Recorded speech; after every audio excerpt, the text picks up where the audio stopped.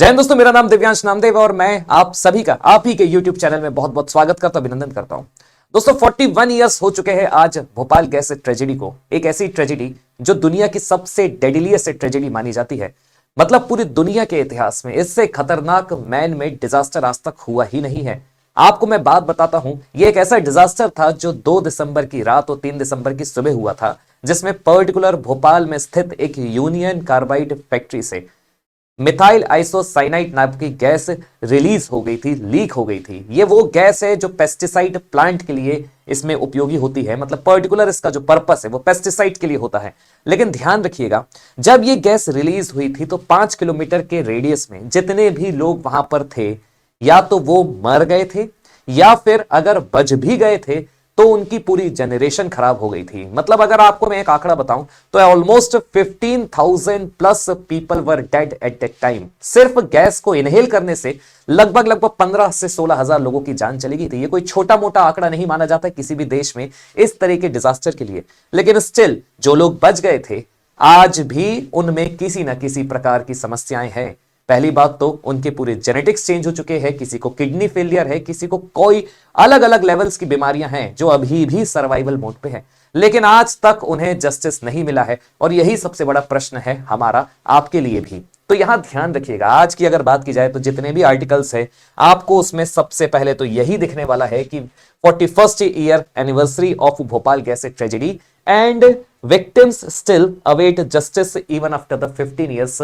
मतलब 15 साल के बाद भी जब कोर्ट ने कुछ चुनिंदा लोगों को कन्विक्ट कर दिया, उसके बाद भी आज तक प्रॉपरली विक्टिम्स को जस्टिस नहीं मिला है। और कहा जाता है ना, justice delayed is what justice denied. और यहां पर देखिए भोपाल गैस त्रासदी एक ऐसी रात जिसे शहर आज भी नहीं भूल पाया। 41 वर्ष बाद भी इंसाफ का इंतजार। तो स्टिल आज भी यही आर्टिकल्स आते हैं कि अभी भी भोपाल गैस ट्रेजेडी के विक्टिम्स का उनको अभी तक जस्टिस नहीं दिया गया है। तो अपन पूरा मसला समझते हैं। यहां पर आपको जिस तरीके की इमेजेस इसमें दिखेगी, आप खुद आपका जो एक अंदर का इमोशंस है वो खुद झकझोर हो जाएगा कि किस तरह का ये डिजास्टर था। देखिए दुनिया में मैन मेड डिजास्टर की जब अपन बात करते हैं तो पहली बार जो कोई एक मैन मेड डिजास्टर हुआ था उसे भोपाल गैस ट्रेजेडी के नाम से ही जाना जाता है, वो भी पूरी दुनिया में। उसके बाद भले 1986 में चेर्नोबिल एक न्यूक्लियर पावर प्लांट में रेडिएशन हुआ था, लेकिन अपने आप में one of the deadliest was Bhopal gas tragedy. इस वक्त भोपाल के जो मुख्यमंत्री थे उनका नाम था अर्जुन सिंह और जो भारत के प्रधानमंत्री थे उनका नाम था राजीव गांधी। अब सबसे बड़ा प्रश्न यह है कि इतने बड़ा डिजास्टर होने के बावजूद भी क्यों अभी तक किसी को भी सजा नहीं दी गई, बल्कि बिल्कुल उल्टा हुआ था इस टाइम। अगर आपको मैं बताऊं तो यह एक प्रकार से ऐसा पॉलिटिकल बिल्कुल सिनेरियो था जिसमें अगर आपको जानकारी ना हो तो इस वक्त सच में यह प्रश्न पूछा जाता है कि क्या वाकई में भारत के उस वक्त के जो तत्कालीन प्रधानमंत्री थे, जो उस वक्त एज प्रेजेंट प्राइम मिनिस्टर थे जिनका नाम था राजीव गांधी, उन्होंने एंडरसन की मदद करी थी। एंडरसन वो शख्स है जिसके नाम पर यह यूनियन कार्बाइड फैक्ट्री थी और जो उस वक्त भारत में ही मौजूद था। भारत के भोपाल मतलब मध्य प्रदेश की जो राजधानी है भोपाल, वहां पर मौजूद था।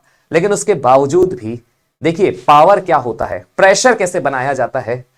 पकड़ने के बावजूद भी, अरेस्ट करने के बावजूद भी, डिटेन करने के बावजूद भी मात्र कुछ घंटे में ही वो भारत छोड़कर चले जाते और फिर कभी नहीं लौटते हैं। इसके बाद उनकी प्राकृतिक रूप से अमेरिका में ही मृत्यु हो जाती है और यहां पर हमारे जो लोग थे जिनके साथ ये नाइंसाफी हुई वो अभी तक जस्टिस की डिमांड कर रहे हैं, तड़प रहे हैं कि हमें इंसाफ मिल जाए। तो ये अपने आप में एक ऐसा राजनीतिक षड्यंत्र भी हमेशा से बताया जाता है जिसको आज मैं आपके सामने बताना चाहूंगा। फिर आप कमेंट करके बताइएगा कि आपकी क्या राय है। तो 2 दिसंबर की रात और 3 दिसंबर की सुबह की बात है जब यूनियन कार्बाइड फैक्ट्री जो भोपाल में लोकेटेड थी वहां से एक मिथाइल आइसोसाइनाइड नाम की गैस रिलीज होती है।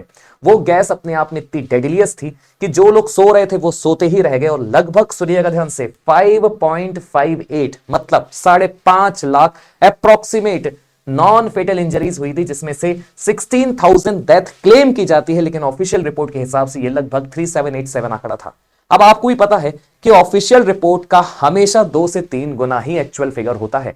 कहने का मतलब यह है कि आज भी 17,000 लोगों की जिनकी जान गई वो इंसाफ की डिमांड कर रहे हैं जो अभी तक नहीं मिल पाया है। अब आपके सामने मैं कुछ ऐसे फैक्ट्स रखूंगा जिसको सुनेंगे आप तो आपको जानकर हैरानी होगी। यहां पर याद रखिएगा यूनियन कार्बाइड फैक्ट्री के जो मालिक है वॉरेन एंडरसन, ये उस वक्त सीईओ थे यूनियन कार्बाइड कॉरपोरेशन के। और जब गैस लीक हुई थी तो वो भोपाल में ही थे और उनको अरेस्ट किया गया। लेकिन अरेस्ट के तुरंत बाद ही उन्हें बेल मिल जाती है, भारत से वो चले जाते हैं और उनकी नेचुरली डेथ होती है 2014 में। उसके बाद और अभी 2025 तक इंसाफ नहीं मिला है। मतलब यहां पर सर्वाइवर का यह कहना है कि उनकी डेथ तो नेचुरली ही होगी, और जो शख्स था जिसके नाम पे फैक्ट्री थी, है ना, he was died without being punished, ये अभी भी सर्वाइवर्स का कहना है। Bhopal gas tragedy, how Warren Anderson got away from our grasp. और यहां पर राजीव गांधी की इसलिए फोटो है क्योंकि अभी भी यह बताया जाता है कि उस वक्त का जो अमेरिकन एडमिनिस्ट्रेशन था उसने भारी प्रेशर बनाया था राजीव गांधी के ऊपर।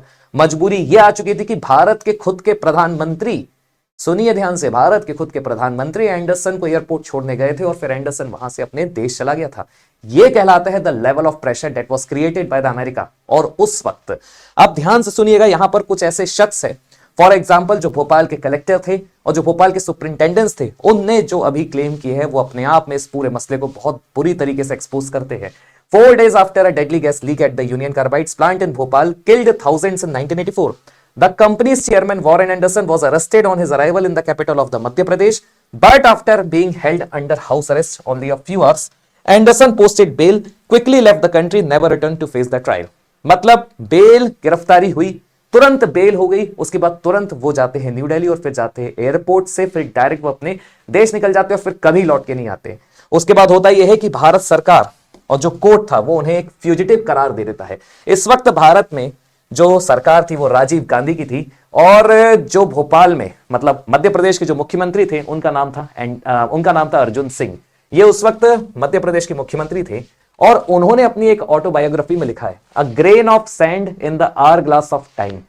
इसमें उन्होंने ये मेंशन किया है कि उस वक्त के जो होम सेक्रेटरी थे, गृह सचिव आर डी प्रधान, उन्होंने उनको कॉल किया था और यह कहा था कि पीवी नरसिम्हा राव का इंस्ट्रक्शन है कि आप जो एंडरसन को गिरफ्तार करके रखा है उन्हें तुरंत बेल करवाए। अब देखिए, आपको अगर मैं बताऊं कि बेल हुई थी रिटर्न, मतलब जो गिरफ्तारी के लिए ऑर्डर जारी किए गए थे सुपरिंटेंडेंट ऑफ पुलिस के पास, वो एक रिटर्न ऑर्डर थे, लेकिन जो उनको छोड़ा गया वो ऑन ओरली छोड़ा गया। तो अपने आप में ये सबसे बड़ी नाइंसाफी थी जो उस वक्त हुई थी, क्योंकि जब भी किसी ऐसी बड़ी शख्सियत को, सुनिएगा ध्यान से, जब भी किसी ऐसी बड़ी शख्सियत को ओरली छोड़ा जाता है, इसका मतलब यह है कि हायर लेवल, जो हायर अथॉरिटी है, उनके सख्त आदेश थे कि इनको रिलीज किया जाए। तो आप समझ सकते हैं कि कितना खतरनाक तरीके से हमारी सरकार उस वक्त प्रेशर में आ गई थी, जो बहुत शर्म की बात है। Pradhan denied the allegation saying he was the chief secretary of the Maharashtra at that time, union home secretary only in January 1985।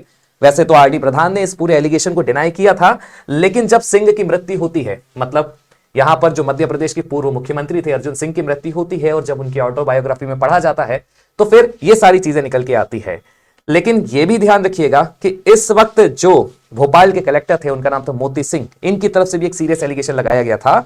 इन्होंने बताया था कि जिस टाइम डिजास्टर हुआ था उस वक्त एंडरसन किसी तरीके से अपने घर से बाहर निकलने में सक्सेसफुल हो गए थे, क्योंकि जहां उन्हें हाउस अरेस्ट किया गया था वहां पर एक पर्टिकुलर फोन भी था जिसका उपयोग एंडरसन ने कॉन्टेक्ट करने के लिए किया था, और जिन लोगों को उन्होंने कॉन्टेक्ट किया था उन्हीं लोग ने बाद में वहां के एडमिनिस्ट्रेशन के ऊपर प्रेशर बनाया। और इसमें सिर्फ मोती सिंह जी का बस कहना नहीं है, जो भारत में मध्य प्रदेश के भोपाल के जो उस वक्त यहां पर सुपरिंटेंडेंट ऑफ पुलिस थे जिनका नाम था स्वराजपुरी उस वक्त भोपाल के सुपरिंटेंडेंट ऑफ पुलिस थे 1984 में, उन्होंने भी क्लेम किया है Anderson was arrested on written order, लेकिन बाद में उन्हें रिलीज किया जाता है ऑन ओरल ऑर्डर। अब आप इमेजिन कर सकते हैं कि जिस व्यक्ति को रिटन ऑर्डर पर अरेस्ट किया है उसे ओरली किसी ऑर्डर से कैसे छोड़ा जा सकता है।